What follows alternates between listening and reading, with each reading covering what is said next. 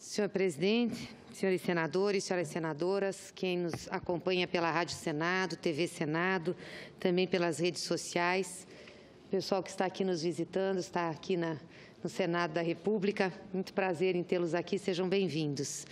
Eu queria aqui, senhor presidente, primeiro reforçar o elogio que eu fiz ao senador Requião. Acho que esse discurso que o senador Requião fez aqui é ontológico, de uma claridade, de uma didaticidade sobre o que significa, senador Cristóvão, Vossa Excelência, que sempre debate muito esse assunto conosco, o que significa a disputa do orçamento público entre um sistema financeiro que ganha muito com os altos juros que são aplicados no título público e entre um estado de bem-estar social que precisa proteger a sua gente. O senador Requião foi muito feliz ao explicar isso em detalhes e o que está em jogo no país hoje com tudo que nós estamos vivendo, com esse governo que está fazendo as reformas e também com essa situação que nós estamos vivendo no nosso Estado democrático de direito. E é sobre isso que eu venho falar hoje aqui, senador Requião, senador Eumano. Eu vejo que nós estamos vivendo uma situação no Brasil em que há uma clara associação entre o judiciário e a mídia. E a mídia se tornou jurisdicional. Ela julga, condena, absolve, sem ter um juiz neutro de defesa, sem ter direito de defesa, afetando a democracia. É assim que eu estou vendo hoje o momento que nós estamos vivendo, senador Cristóvão. E por que eu digo isso? Porque nós tivemos, dessa semana passada para cá, inclusive no final de semana, algumas situações realmente questionáveis para um Estado democrático de direito e uma democracia como se pretende a brasileira. A primeira foi o fechamento do Instituto Lula, que aconteceu exatamente quando o presidente estava dando seu depoimento ao juiz Sérgio Moro na quarta-feira da semana passada.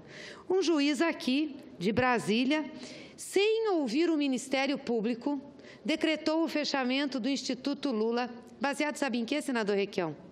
Baseado em conversas que o Lula teria tido dentro do Instituto com o então senador Delcídio. Senador Delcídio, que foi senador aqui, líder, colega aí de vários senadores, que frequentou o Instituto Lula, conversava com o presidente, e esse procurador disse que no Instituto Lula servia-se essas conversas para levar ao crime, para se fazer crimes, que o presidente Lula e o senador Delcídio conversavam lá para efetivar crimes. E, por isso, ele fechou o Instituto Lula. Isso é de um autoritarismo, de uma arrogância, de uma sem fundamentação legal, que fere, que ofende o Estado democrático de direito. Ora, então, com as denúncias que nós temos aqui no Senado envolvendo senadores, teria, então, que o juiz de Brasília pediu o fechamento do Senado Federal? Talvez sim, não, senador Requião. O que Vossa Excelência acha disso? Deveria, talvez, pedir o fechamento do Senado Federal. Não tem senadores denunciados, não tem senadores em inquéritos, assim como na Câmara dos Deputados? Eu acho que, no andar da carruagem, eles pretendem chegar nisso. Aqui no Senado, afinal, já tivemos a presença do Lula, tivemos a presença do Delcídio. Eu, por exemplo, e o senador Cristóvão conversamos com o Delcídio algumas vezes aqui. Então, nós estamos envolvidos também numa situação que justifica o fechamento do Senado Federal. Agora, o trágico é que eu não vejo nenhuma reação do Judiciário e do Ministério Público a respeito disso. Isso está nos levando à famosa ditadura judicial, que é rigorosamente inaceitável. Por isso, a tal guerra da hermenêutica. O Ministério Público não pediu o fechamento, mas ele interpretou o pedido como se fosse para fechar. Exatamente, senador Requião, exatamente. E se nós não tivermos a consciência do que está por trás desses atos, quando chegarem a fechar o Congresso Nacional, senador Cristóvão, vai ser tarde demais para nós reagirmos. Porque é isso que está se construindo ao desconstruir a política, ao criminalizar a política e ao Estado democrático de direito não ser respeitado. É exatamente isso que está se fazendo. Aí talvez quando nós tivermos uma ditadura nesse país, como tivemos em 64, aí nós nos conscientizemos da necessidade de fazer um enfrentamento e lutar pela democracia. Pode ser que daí levemos mais 20 anos, mais tantas outras pessoas mortas, mais tantas outras organizações fechadas. Não há justificativa para esse fechamento do Instituto Lula. Aliás, o próprio Ministério Público de Brasília enviou correspondência, enviou solicitação ao juízo em Curitiba, perguntando se o depoimento do Delcídio tinha sido realmente eficaz. Como o senador Delcídio mentiu em várias fases do seu depoimento, esse depoimento está sendo questionado. E aí um juiz daqui, querendo ter seu minuto de glória e de fama, fecha o Instituto Lula no dia que o Lula está dando depoimento lá em Curitiba ao juiz Sérgio Moro.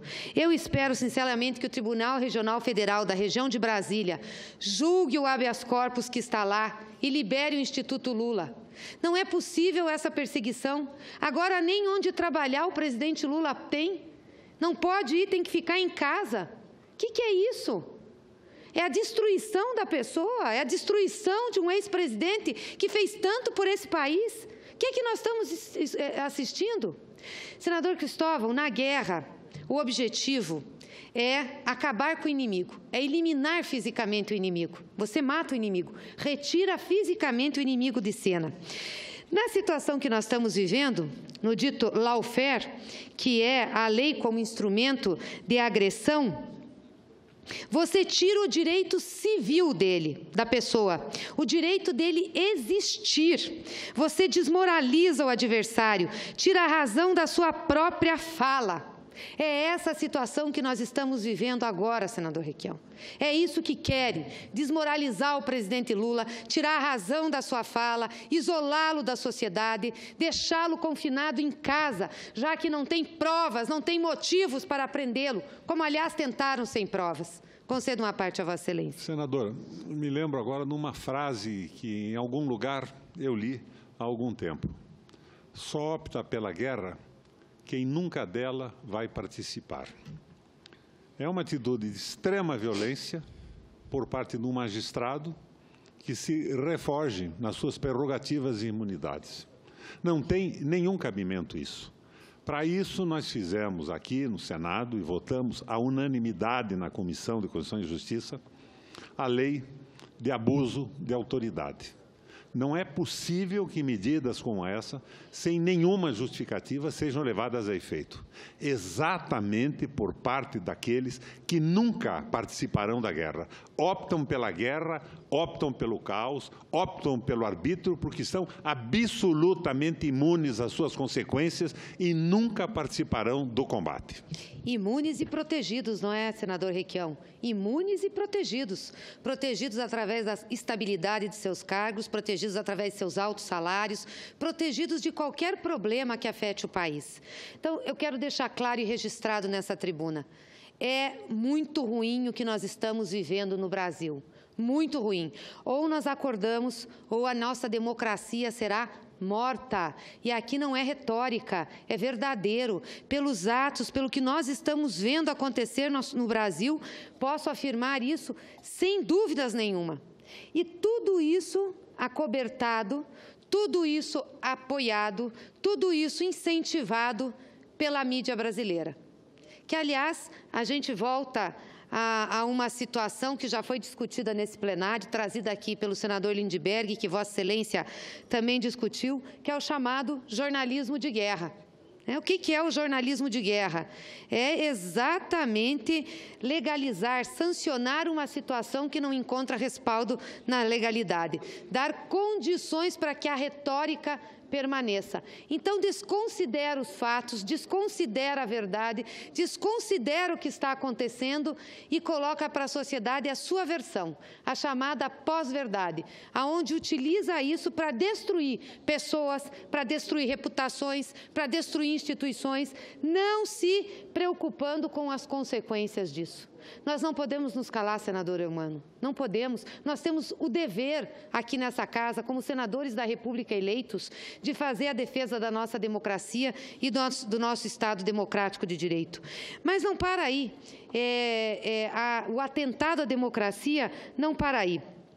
tem também, junto com ela, o atentado aos direitos humanos, aos direitos da dignidade humana. Além de fecharem o Instituto Lula, nesse período, senador Requião, utilizaram-se do depoimento do presidente Lula para atacar, para difamar a memória da dona Marisa. É absurdo o que fizeram. O depoimento que o presidente Lula deu a respeito deste malfadado triplex, que nunca foi dele, nunca será, e que querem imputar-lhe a propriedade, foi o mesmo depoimento que ele deu agora para o juiz Sérgio Moro, foi o mesmo depoimento que ele deu aqui para o juiz em Brasília, contando o que aconteceu, contando que a cota parte da cooperativa era da dona Marisa, que ela que gostaria de ficar com o apartamento, que ela queria fazer opção, depois eles avaliaram que não. Qual foi a distorção que fizeram do pronunciamento dele? Que Lula estava empurrando a culpa para a dona Marisa depois que ela estava morta.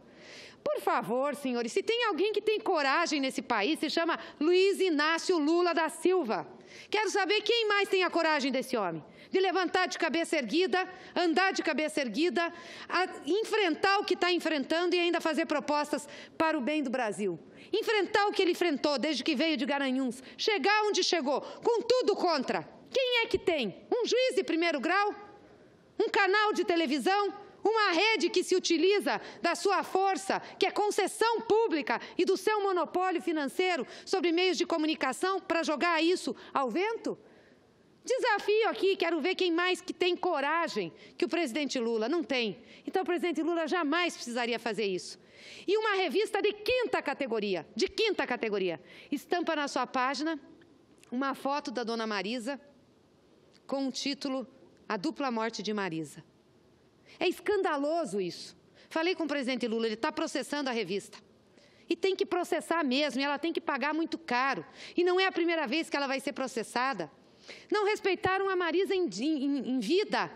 Aliás, mataram ela, porque eu não tenho dúvidas nenhuma, senador Requião, que a pressão que ela sofreu, né, o achincalhamento que teve da sua vida, dos seus filhos, a perseguição que teve, levou ela a morrer.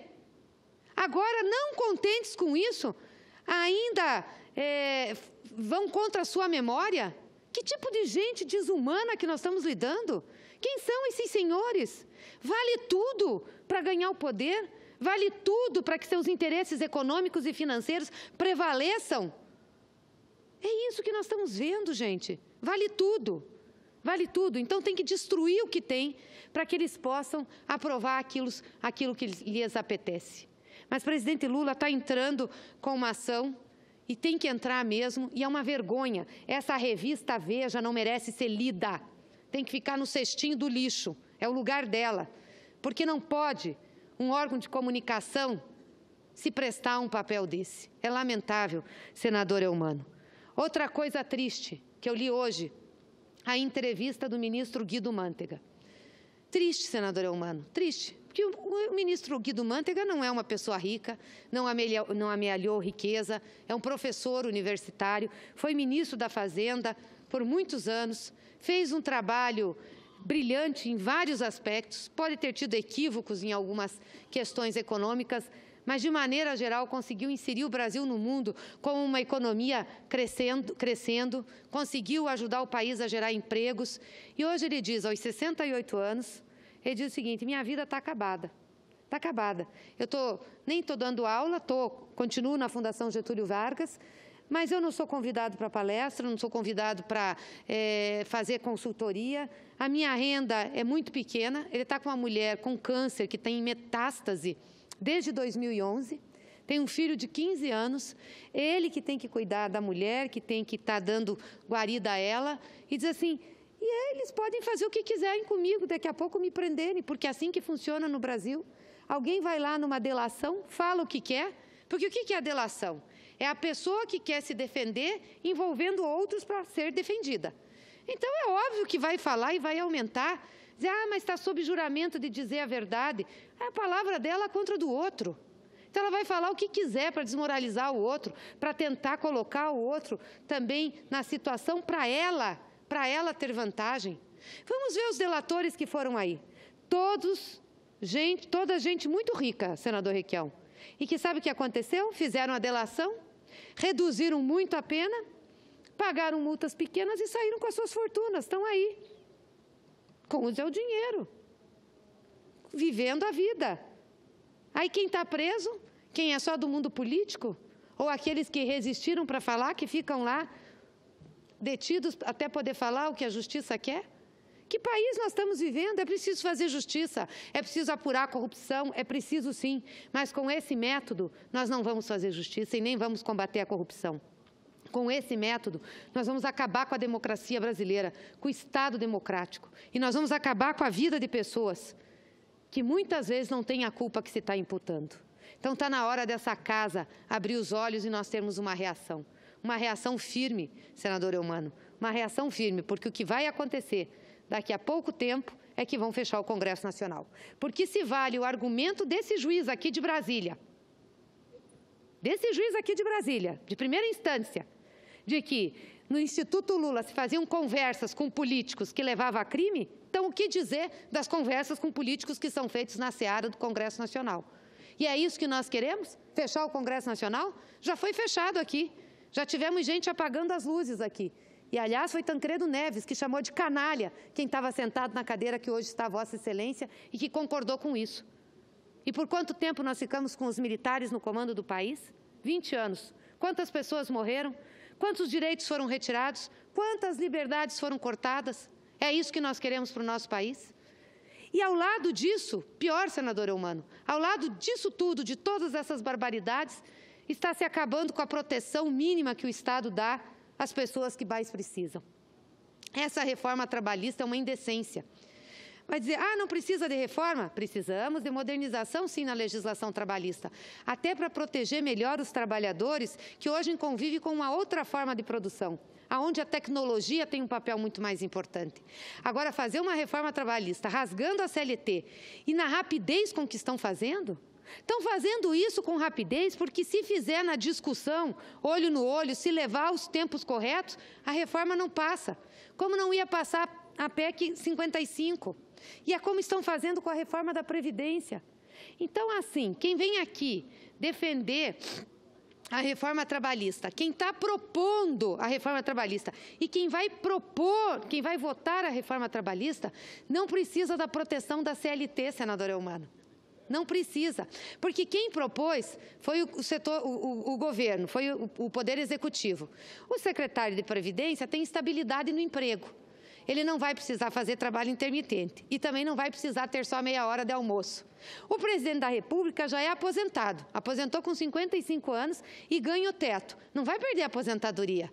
O ministro do Trabalho também é de família bem abonada, apessoada, gente que já está há muito tempo na política, jamais vai precisar da CLT para proteger.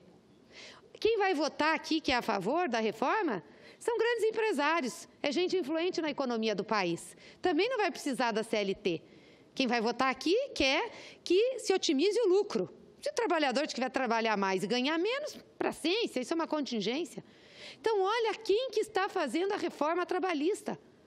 São os mesmos aqui que não deixaram a gente votar, por exemplo, a tributação sobre lucros e dividendos. São os mesmos que não deixaram a gente votar aqui a remuneração sobre capital próprio, que não deixaram a gente aqui aumentar a isenção para as faixas do imposto de renda. São esses que vão votar a reforma trabalhista. E são os mesmos aqui que fazem discurso moral, que fazem discurso da ética, que fazem discurso dos bons costumes, mas que na realidade não tem nada disso. Porque a ética é você saber conviver numa sociedade onde os direitos sejam respeitados, onde as pessoas sejam respeitadas. Então, eu queria, senador Eumano, terminar meu pronunciamento aqui deixando esse alerta. O que nós estamos vivendo nesse país é muito grave, não é pouco grave, não. Ainda bem que a sociedade brasileira viveu a democracia, conheceu o que é ter direitos e começa a se organizar para enfrentar. Nós tivemos o 8 de março com as mulheres na rua, nós tivemos o 15 de março com paralisação dos trabalhadores e tivemos uma estupenda greve geral no dia 28 que parou esse país. Isso são sinais e recados para o parlamento e para o governo. E vamos continuar tendo manifestação. Dia 24 nós vamos ter uma marcha aqui em Brasília. E nós vamos estar aqui dentro, do lado da marcha, ajudando a população que vem protestar. Por isso, Congresso Nacional, governo, se atentem, Se atentem. A população está começando a se atentar. Ou nós corrigimos o rumo do que está acontecendo, ou nós vamos ter uma convulsão social nesse país. Ninguém mais vai permitir que se tire direitos. E ninguém mais vai permitir que se tire liberdades. Nós queremos a justiça atuando dentro do devido processo legal. Muito obrigada, presidente.